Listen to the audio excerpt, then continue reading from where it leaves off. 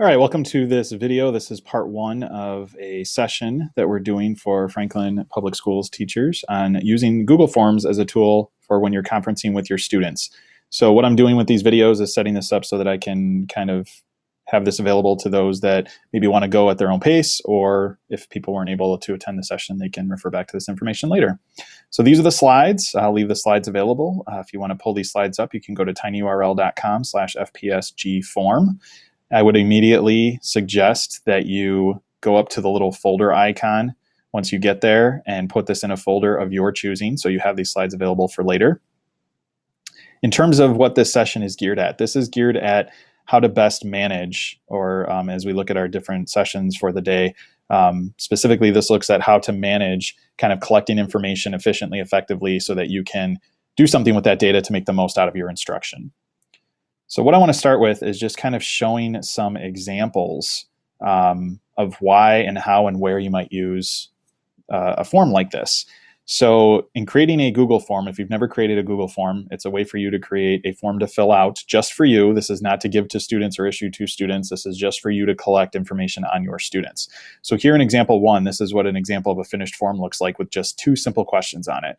The first question will be a drop-down of your student names that you've preloaded in there. And then the second question would be an area for you to type or record using your voice, do some voice dictation, record some notes of how that conference meeting went with your students. So at its simplest form, this is what you could make using a Google form at its simplest form.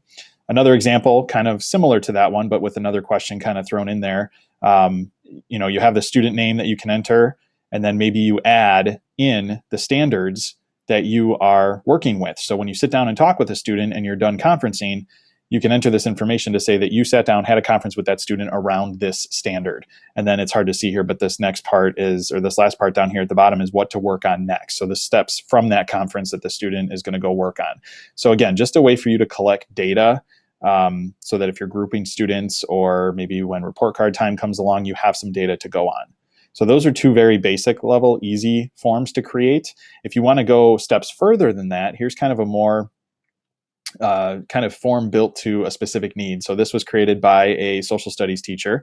And so here the form has a few questions on it. So they're using one form to collect information on their 5th grade and their 6th grade students. If I was to click on these drop downs, you would actually see the names already pre-populated in there. So whenever they sit down, they can just tap or click and choose that student from the list, enter whatever research topic the student might be working on. And then these are just checkbox questions that the teacher preloaded ahead of time.